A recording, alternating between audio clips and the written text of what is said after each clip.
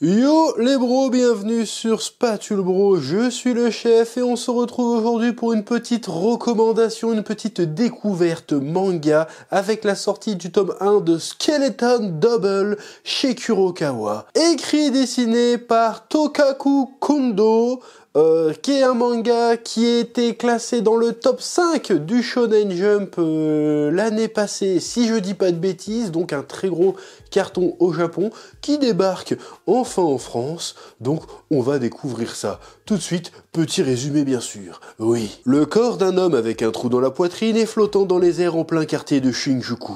Une mort violente et mystérieuse. 8 ans plus tard, Yodomi Arakawa, le fils de la victime, a enfin retrouvé une vie normale, jusqu'au jour où il reçoit un étrange paquet à l'intention de son père. En l'ouvrant, le jeune homme s'évanouit. Quelques instants plus tard, Yodomi se réveille avec le pouvoir de devenir invisible, et il fait la connaissance d'un crâne doué de parole. Ce dernier dit s'appeler Yamamoto et se révèle être le responsable de la mort de son père. Tadam. Ce que le résumé ne dit pas, c'est que ce crâne en question donne des pouvoirs assez spéciaux à Yodomi. Il lui confère le pouvoir de devenir invisible. Sauf que ça ne se limite pas à l'invisibilité, et en fait il rentre plus ou moins dans le champ d'existence des yokai, esprits et autres créatures bizarres du folklore japonais.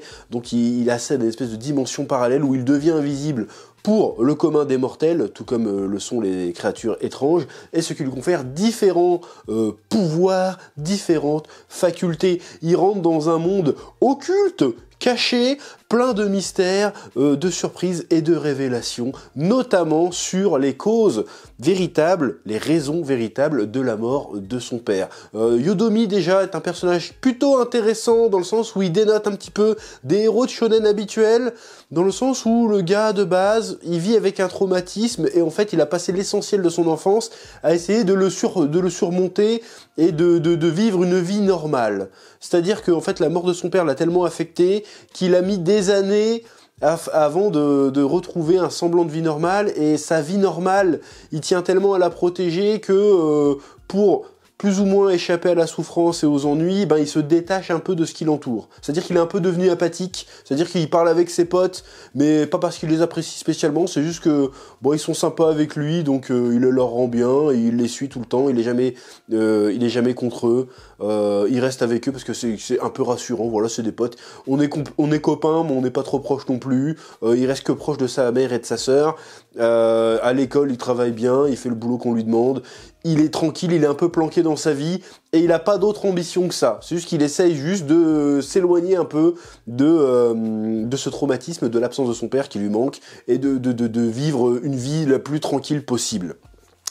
Et un jour, comme je le disais dans le résumé, bah, il reçoit ce paquet étrange, il se retrouve doté de pouvoir, et il se rend compte que tout ça, parce que déjà le paquet était au nom de son père, et il se retrouve propulsé dans un autre monde, et il essaye de comprendre pourquoi il a dû vivre tout ça, qu'est-ce qui s'est passé, pourquoi ce truc m'arrive, et il se découvre du coup une nouvelle motivation. C'est-à-dire que son quotidien monotone et banal, triste, bascule du jour au lendemain. Alors son quotidien est toujours triste, mais maintenant il a un but, il a un objectif, et ça j'aime bien. C'est pas d'habitude, très souvent dans les shonen, je dis pas que c'est mal, j'adore ça moi, mais on a un héros qui direct a une motivation forte à vouloir faire quelque chose. Là non, le gars se laisse subir, a choisi l'apathie plutôt que la souffrance, et tout d'un coup il est forcé de combattre, de se trouver un but, une raison d'avancer, il se retrouve avec des choses à protéger, des choses à découvrir, il doit donner un sens à tout ce qui lui est arrivé jusqu'à maintenant, il a l'occasion de donner un sens à tout ça, et il refuse de la laisser passer. Voilà,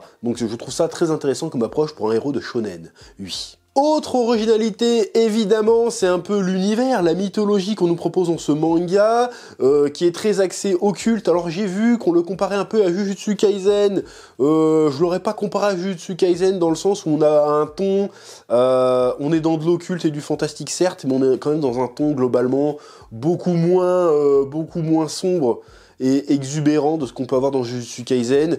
C'est un autre délire. Moi, ça me rappelle plus le début d'Ajin, qui était un banger incroyable aussi, hein, le manga Ajin.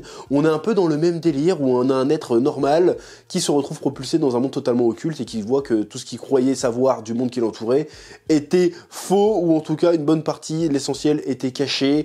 Les modes de pouvoir des skeletons, parce que c'est de ça, il devient un skeleton du coup, sont assez intéressants. Le délire de devenir invisible, comment c'est représenté graphiquement, c'est plutôt intéressant aussi.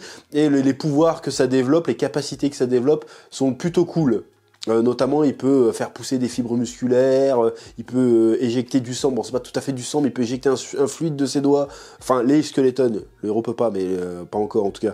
Mais les skeletons peuvent expulser des fluides qui ont des pouvoirs particuliers en fonction de qui les utilise. Il y a un système de pouvoir assez élaboré et qui semble assez original de prime abord. Les combats sont très stratégiques, comme on aime, hein, en mode vas-y, il faut que j'étudie les capacités de l'adversaire pour trouver un moyen de la surpasser, de surpasser sa technique et d'exploiter sa faiblesse. Donc j'aime bien, c'est assez rythmé. Le mystère qu'il y a autour de l'origine du crâne, de pourquoi il a reçu ses pouvoirs et de pourquoi son père s'est fait fumer au milieu de Shinjuku, a priori sans raison, le mystère est plutôt pas mal.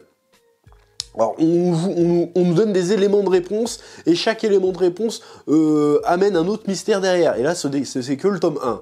Donc, je suis très curieux de voir comment tout ça va évoluer, parce que pour l'instant, c'est bien rythmé. Le personnage principal est très intéressant, parce qu'à chaque épreuve, il remet sa vie en perspective depuis l'événement fatidique qui fait que son père a été tué, qui est son traumatisme à lui, et il essaye de vivre avec ça, et d'essayer de donner des réponses à tout ça, et ça le fait de manière plutôt...